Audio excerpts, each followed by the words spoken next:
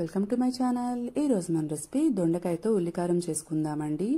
చాలా సింపుల్గా అయిపోతుంది ఫ్రై. దొండకాయ ముక్కలు కట్ చేయడానికి అయితే టైం పడుతుంది, కానీ మనకి ఫ్రై అయితే ఈజీగా అయిపోతుంది.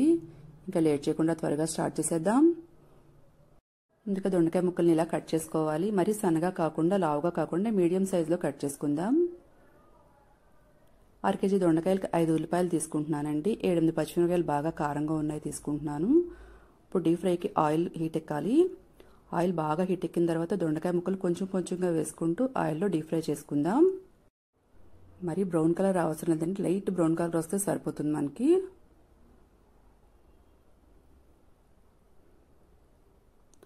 చూడండి, లైట్ బ్రౌన్ కలర్ వచ్చింది కదా, ఇప్పుడు తీసేసుకుందాం. అలాగే దొండకాయ ముక్కలన్నీ ఫ్రై చేసేసుకోవాలి.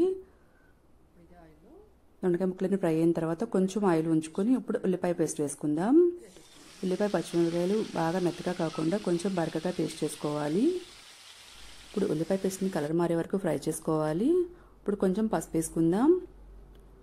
మీ రుచికి తగ్గట్టుగా కొద్దిగా సాల్ట్ వేసుకోవాలి.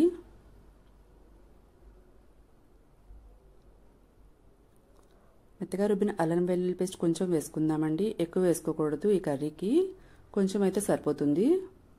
1/2 టేబుల్ స్పూన్ వేసుకుంటున్నాను. ఈ ఉల్లిపాయ పేస్ట్ ఆయిల్ అంతా పైకి వచ్చే వరకు చక్క మంటను హై ఫ్లేమ్లో ఉంచుకుని ఫ్రై చేసుకోవాలండి. చక్క ఫ్రై అయిపోతుంది, ఆయిల్ అంతా పైకి వచ్చేస్తుంది చూడండి.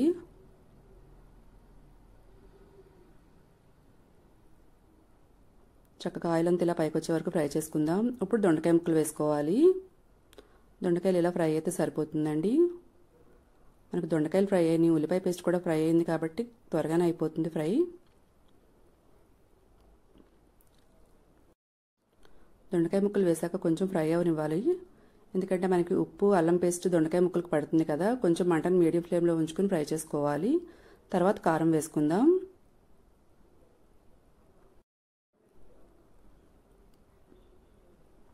ఇప్పుడు కారం వేసేసుకుందామండి. ఫ్రై అయిపోయింది కదా. 1 స్పూన్ కారం వేసుకుంటున్నాను. పచ్చిమిరపకాయ పేస్ట్ ఎక్కువ వేసుకున్నాం కాబట్టి కారం కొంచెం తక్కువ వేసుకోవాలి. కారం వేసుకున్న తర్వాత కారం వాసన పోయేదాకా ఫ్రై చేసుకుందాం. ఆల్మోస్ట్ అయిపోయింది మన ఫ్రై.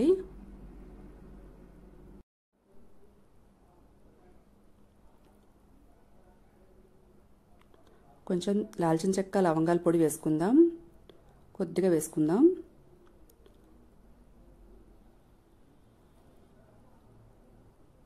ఇప్పుడంతా ఒకసారి కలిపేసుకుందామండి. అంతేనండి, మన దొండకాయ ఉల్లికారం రెడీ అయిపోయింది. ఇప్పుడు సర్వింగ్ బౌల్లో తీసేసుకుందాం. ఈ ఉల్లికారం రైస్లోకి చపాతీల్లోకి చాలా బాగుంటుందండి. మరి మీరు కూడా ట్రై చేయండి. నచ్చితే లైక్ చేయండి, షేర్ చేయండి, సబ్స్క్రైబ్ చేయండి. Thanks for watching.